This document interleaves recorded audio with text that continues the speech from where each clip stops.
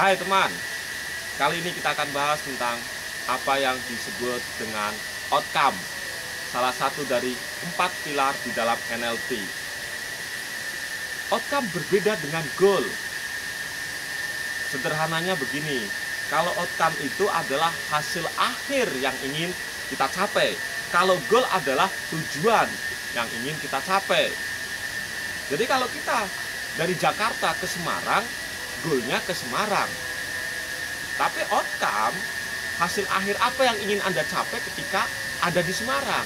Itu sederhana sekali perbedaan antara outcome dan goal.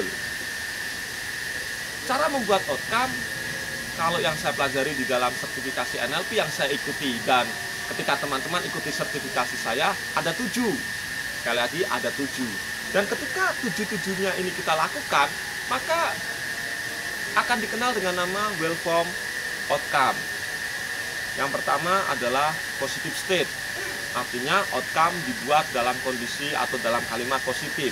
Saya ingin punya penghasilan XXX juta per tahun misalnya. Boleh, itu positive state. Saya ingin berat badan saya turun dari 80 ke 65 kilo. Boleh juga. Itu yang pertama dalam positive state. Yang kedua adalah kita harus tahu konteksnya. Kapan, di mana, dengan siapa persisnya outcome itu terjadi.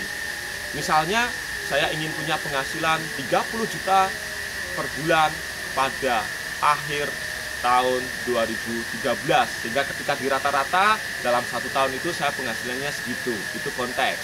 Dan yang ketiga syaratnya adalah evident. Artinya, bagaimana Anda tahu, bagaimana kita tahu bahwa outcome itu sudah tercapai? Gunakan panca indera Anda. Misalnya kalau outcome saya adalah mempunyai berat badan 70 kilo, maka bagaimana saya tahu? Maka saya akan tahu ketika saya menimbang dan ternyata hasil timbangan 70 kilo. Itu yang ketiga adalah evidence. Syarat yang keempat adalah outcome itu harus dalam kendali Anda, dalam self control Anda, bukan dalam kendali orang lain.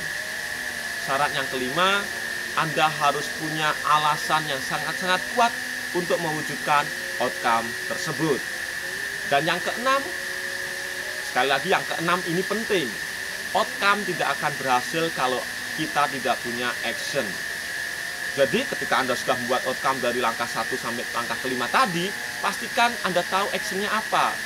Nah, berbicara tentang action, ada 3 hal yang harus kita ketahui. Ada 3 hal yang harus kita kerjakan. Yang pertama, action apa yang akan Anda buat lebih banyak? Action apa yang akan Anda tambah?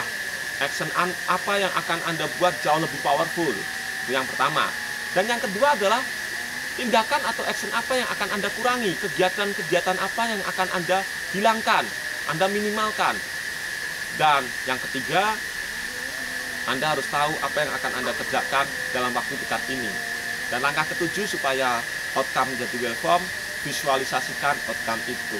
Ingat saja, penciptaan terjadi minimal 2 kali. Penciptaan pertama terjadi di dalam otak kita, penciptaan kedua terjadi di dalam action kita. Kalau Anda melakukan langkah pertama sampai langkah ketujuh, maka Anda sudah tahu bagaimana cara membuat outcome yang benar-benar dahsyat. Lakukan, dan Anda pasti luar biasa. Thank you. Sampai ketemu di lain kesempatan.